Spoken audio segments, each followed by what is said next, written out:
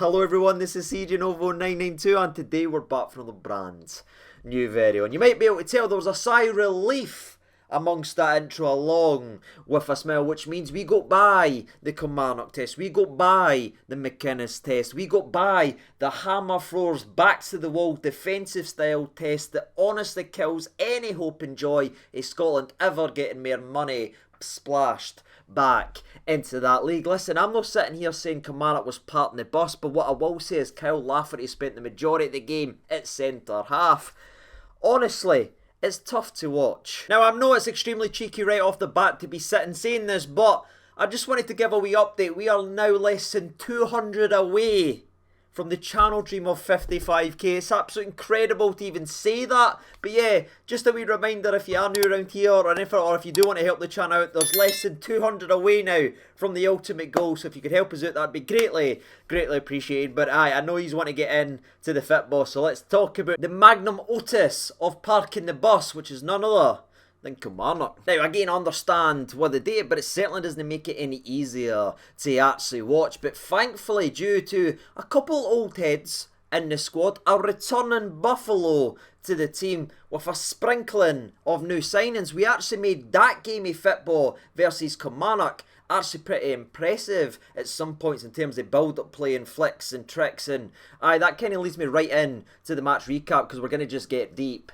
into this. Rangers 2, Kilmarnock 0. And honestly, for the first half, I was pretty much going to call it Tillman 0, Kilmarnock 0, because Tillman was absolutely everywhere and involved in everything. And you know, that's a couple games now that you can see, even the disappointment of what was Tuesday night, it was still Tillman. This is a 20-year-old laddie who's grabbing our team by the scruff of the neck and dragging us and trying to make things happen. He's becoming one of our most influential players. He's been in the door 10 minutes again.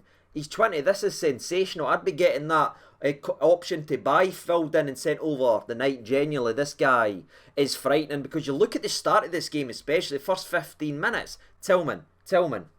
But if you missed the game and you're not sold on Tillman's involvement, just give me a minute of your time, because after nearly scoring the opening goal of the game, he was heavily involved just 5 minutes after with a beautiful back heel, first time back heel pass forward. No turning and going sideways, no turning, forcing the ball back, just a bit of imagination, and it combines really well with Colak. He gets the ball back, it sets up a free kick which Tavernier hits over the bar, but again, it was all down to the imagination and the creativity of Tillman. Real creativity in our midfield. Is it no glorious to watch? And speaking of glorious to watch, 5 minutes after that, he's heavily involved again with a beautiful outside of the foot first time pass to big Colak, who ends up having a shot, it deflects off the defence, it comes back to Lawrence, who again I'm very high on as well, and he chists it down, volleys it, but it cracks the bar, and that's the closest we go in the first half. But again, there was some real quality in there, and for me it's the three new signings really inputting their authority in this team and injecting something that hasn't been in this team now for a long while. But it does need to be said, it wasn't all sunshine and rainbows, because that was a promising 30 minutes, but almost like that, we started to have the lapse in concentration again, as Colak does very well to win the ball back to Kilmarnock. It falls to Scott Wright, who's got a free, we've got a 3-on-1 here. One defender who's already on a yellow card. I mean, this has to be a goal or the guy's getting sent off at least. But Scott Wright, for whatever reason, instead of running for it himself, finding Colak or finding Lawrence, who was wide open, kind of stumbles and falls at the ball and knocks the ball back. It was just one of those things. I mean, he tried. He was unlucky when Tillman set him up, with a shot from outside the box. That's what he's a trier, people, but it's the lack of the end product that's the real quality. I have problem with Scott. I wish I could take a couple of his pace points off and put them in passing and put them in crossing, because he would really take that step up. But again, he was busy and he was asking questions. But in that end, he really did have a howler, and that almost knocked the confidence out the team. And you know, I was almost like, okay, right, we've played so well in the first 30 minutes, we haven't scored, we've just had a major opportunity like that, we've fluffed it. Okay, what happens next? And almost like clockwork, people, they get a cheap free kick down I think it was the left hand side of Rangers, they whip it in, and stop me if you hear me say this before, free header, 6 yards out, but thankfully it gets ballooned over the frickin' bar. But again, So another recap here. I'm sitting here saying, what are we doing from defending set pieces? Somebody, anyone, work on it. But aye, from being in complete and utter control of the match in every single aspect to nearly just take a goal, Kilmarnock, to them, but they returned to sender, so we got away with it, and that kind of petered out the rest of the first half. The only other last thing we need to talk about is a gorgeous ball from Sands to Tillman, who takes the ball down on a dime, just touches the fit, Joe Aribo-esque, dare I say, sets up Connor Goldson, who again was forward because it was a set piece at the time, and his effort just ends up smacking the side net when everyone in the stadium actually thought it was in the net. But aye,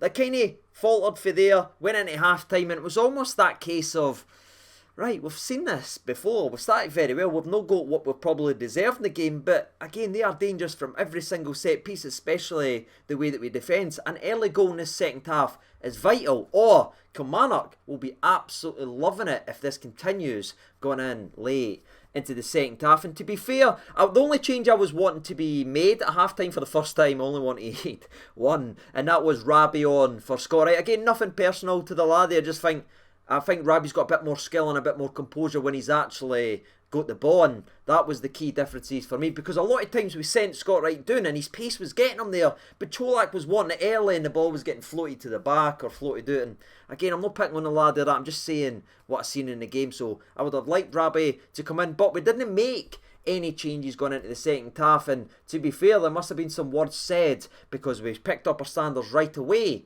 and started going after it. But before we do get to the goal that started the party, shall we say, there was a moment where I think, again, there's just a ridiculous handball in it. Ash Taylor, who's already on a yellow card, which is maybe the reason they didn't give it Kevin Clancy. The ball gets flicked in, his arms out, like, right? And he just punches. It's like volleyball, he's like served it out the freaking box. I can't believe this wasn't given, especially with what happened on Tuesday night, when we already know, because I broke down in that video, that by the law, what we conceded on Tuesday wasn't a handball. But here we are, 3, 4, 5, whatever day it is, because I don't have a Scooby what day it is anymore.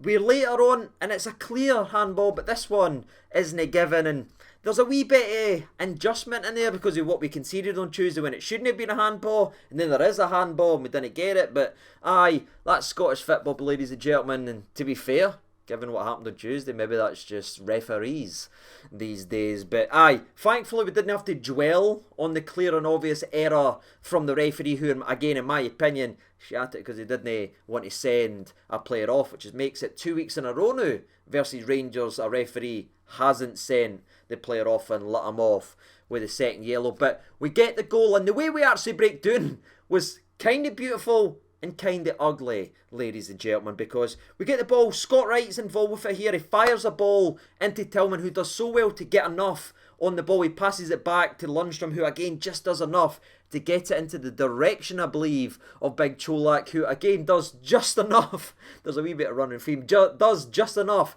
to get it to Lawrence. But then Lawrence, again, just calms everyone down, because he's kind of got like the shoulders out, chest up, like, aye, I'm at Rangers Football Club, I deserve to be at Rangers Football Club, I'm a good enough player to be at Rangers Football Club. And he just calms it down, gets the ball at his feet, finds the ball back to Colak, and Colak does what we've said he does on this channel. He's not going to chip the ball up and skin players and run down to the channels, beat players and put the ball in. But that's not what he is. He's a number 9, people. He scores goals if you give him the ball into the box, and that's what the big man does, which honestly leaves me baffled why so many people chase this laddie and hate this laddie. I just didn't get it. Because see, when you sit back and you look at this big laddie, in his last 4 appearances for Rangers, he has actually put the ball in the net 3 times. One of them was incorrectly ruled out for offside, but still he's got 2 in his last 4. And again, if it wasn't for a net linesman, it would have been 3 in his last 4. Yes, one of them is a pre-season game, but the clue's kind of in the name there, people, eh? Last 4 freaking games played. I like him. And again, he shows what you can do. If you put the ball into the mixer, he'll put the ball into the back of net. And trust me, that goal right there was massive for us today. And it was a great finish as well. And almost like that, as soon as we scored, it was like, right, let's add to this now. Let's get in. We nearly done with Tillman, but it was a shot blocked, I believe, with the outside, the thigh of big Ash Taylor, who was pretty much everywhere on the day. And you're thinking, right. And then we start seeing some substitution ons, people. And Barisic comes on. To be fair, Ridvan's just in the door and everything. Again, Ridvan, just very briefly, I thought he had a kind of nervy first 5-10 minutes again at the big opportunity for him, but you very rarely heard his name in the game, which if you remember from some of previous recaps, that's what I want from some players. I didn't need to hear the name constantly, because see, if I'm hearing the name of a defender all the time, he's getting done and he's having to do recovery challenges, but just seemed to be always in the right place at the right time, and very unlucky with a couple of crosses. Again, not a perfect performance, but one they can eventually build upon. But Rabbi Matondo came on and he had his part to play, and the returning Alfredo Morelos, who's all blonde now, bit of the Gaza-esque, so welcome back. It was great to see big Alfredo, and honestly, just a couple minutes after he came on, Lawrence set him up with a shot and he hit it just wide, and I'm like, man, can you imagine what it'd be if Morelos ended up getting a goal? And I even joked online, I was like, the world of living should do what they done for Gaza and actually go ahead and let Morelos score just for a bit of da fun. But it kind of happened. But before we get to the icer, the finisher, the beautiful goal that was Morelos, couple wee things, just a couple. What are we doing in that back line? We just seemed to get nervous in the last 15 minutes. McLaughlin had a silly pass that resulted in a corner, but to be fair, he did come out and punch it away in between two players. I honestly think if he doesn't come out to get that, I think Ash Taylor's got an easy header. Maybe go back and check that and correct me if I'm wrong in the comments, but big for the goalie there. Connor Goldson gets caught once with the ball, who ended up winning man of the match, by the way, because he was excellent in the game, but he gets caught in the ball, just trying to drift it forward because no one was coming short to actually bring it in. But we eventually get the ball calmed down enough, and it's no surprise who gets it to calm down. Stephen Davis, the old head. One of the few contract extensions I was delighted with was Stephen Davis for exactly what we saw this afternoon. And you go back and you look at this goal that we scored, Lundstrom and Davis are kind of getting stuck in, which I like to see, but it's Davis's ball here and it's Rabi's pace. The timing in the run, the timing of the pass matches perfectly, and for me that's what Rabi brings you in. It's the composure as well. When he got the ball, he didn't hit it first time when Morelos was there. He drove into the box, he got it into the box, and to be fair, his first cross is well defended by Kilmarnock, but he stays alive, he reacts, he pokes it, and shout out to whoever scored at the back post, because it was absolutely beautiful. Great moment for him. You could see what I'm a wee bit nervous with the knee slides, Alfredo, I'm going to be honest with you. Maybe I love the iconic celebration, but you know, after such a serious injury, maybe just do this. Alright, we didn't need the knee slides. But great moment for him. Another assist for a new signing. Big for Rabi, and it finishes the game. The whistle blows. 3 points on the books, and again, pulling it back to what we've kind of talked about already, that's Livingston away in Kilmarnock at home. Two of the hardest games to actually win, because these are two teams that are known for taking points off the top two because of how they actually play, and we had enough quality on the day to put them to the sword, and hopefully that builds enough of momentum going in to Tuesday. Again, it wasn't a perfect game, but it's 3 points. The new signings are showing what they're all about, returning head, and for me, Stephen Davis was absolutely outstanding all afternoon. Just the general. Do you know what I mean? You didn't need 3 centre defensive midfielders when you've got one Stephen Davis. So my overall thoughts and opinions on the game are that. What about you? Let me know down in the comment section below. And if you're still watching, by the way, what would you rate the tandem of Tom Lawrence and Tillman out of 10? Honestly, I thought they were spectacular this afternoon. And something else I want to touch on very briefly about Tom Lawrence. I don't know if you notice this, but this is on the kind of the shithousery scale. He kind of, when he walks by the opposition, puts his hand over his lips and everything like that, because once he kind of gets knocked, he likes to have a wee word, and you can see them. I think Power had a wee bite to him, but that's him. He's just on mind games, people. That's it. Like the one with Power when he's getting in his head. 5 minutes later, Power comes in, nails him, gives us a very important free kick just to calm everything down, and he done that all afternoon, getting in folks' head, picking up yellow cards, picking up this and that, and I thought he was brilliant just with the mentality side of the game as well, and that's why I think he's going to be such a big player. So many free kicks he won and got everything to calm down when we needed it in the last 50 minutes. But I promise to stop talking now because I know this video is going to be too long and no one's probably going to be watching to the end. But anyway, take care of yourselves, everyone. I'd love to know what your thoughts and opinions are and your man of the match. And until Monday, which of course will be the preview for the make or break Champions League game, I've been CJ number 2. Thank you so much for watching and bye.